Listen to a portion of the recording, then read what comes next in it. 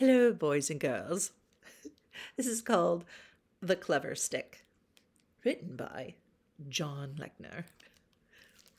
It's a clever story.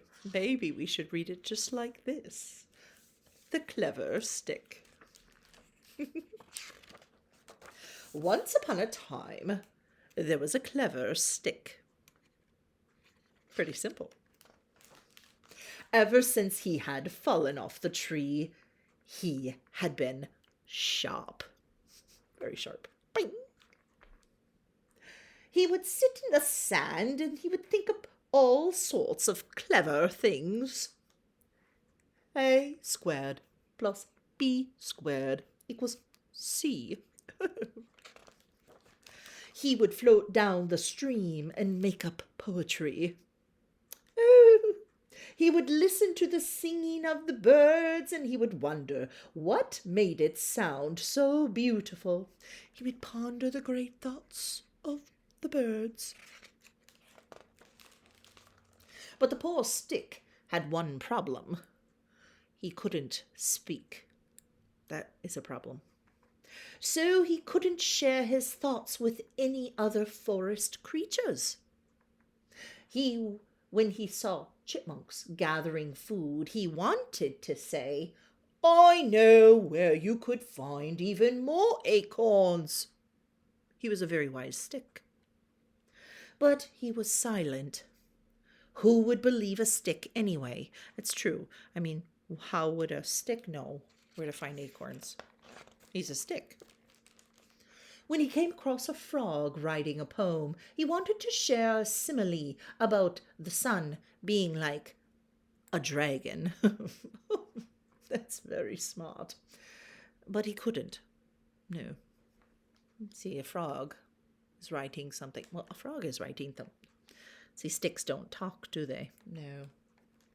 And when he saw a wild rose growing in the field, he longed to tell her how beautiful she was. But he could only remain silent. He had no voice. Then one bright day, there's always a bright day, as the stick approached the meadow, he tried to say hello to all the animals, the insects, and the flowers by bowing deeply. He thought he'd show action. But he tripped on a pebble and he fell flat on his face. Oh, no one even noticed.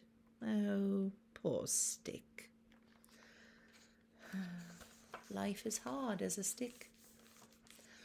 The clever stick did not feel so clever anymore, and he dragged himself all the way home.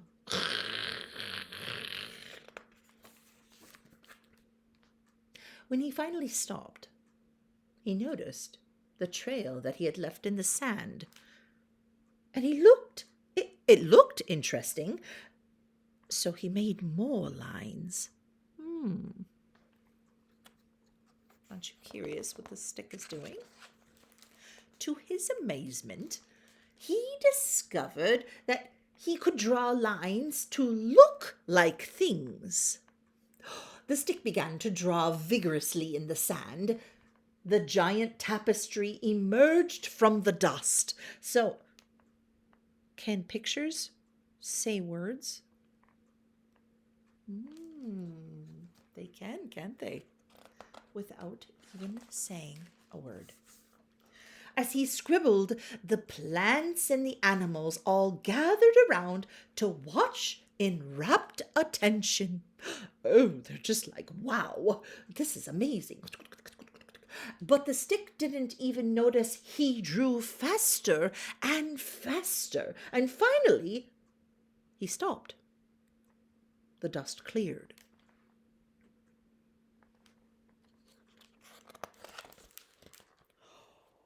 You guys ready? And there was the most magnificent sight the forest had ever seen. Look at that. A stick. Look at the dragon. You see that? a castle?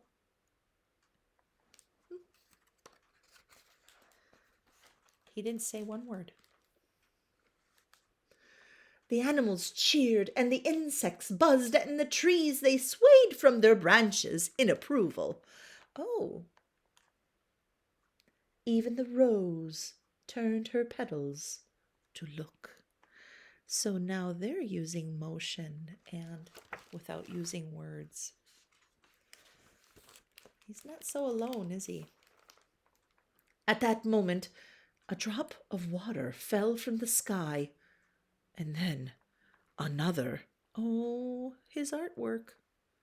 The animals scattered and the plants closed their leaves, and within minutes, the stick's masterpiece was washed away. This is a sad book. Is this a sad book?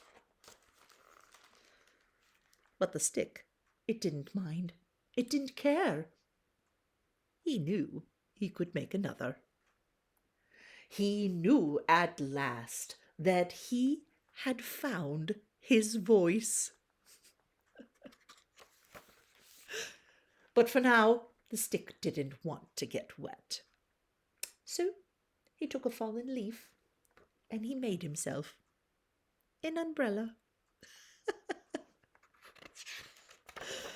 Oh, for he truly was a clever stick. Boys and girls, wasn't that a clever story? So, go and make your own story. Maybe use wordless books. You guys have a beautifully clever day. Bye.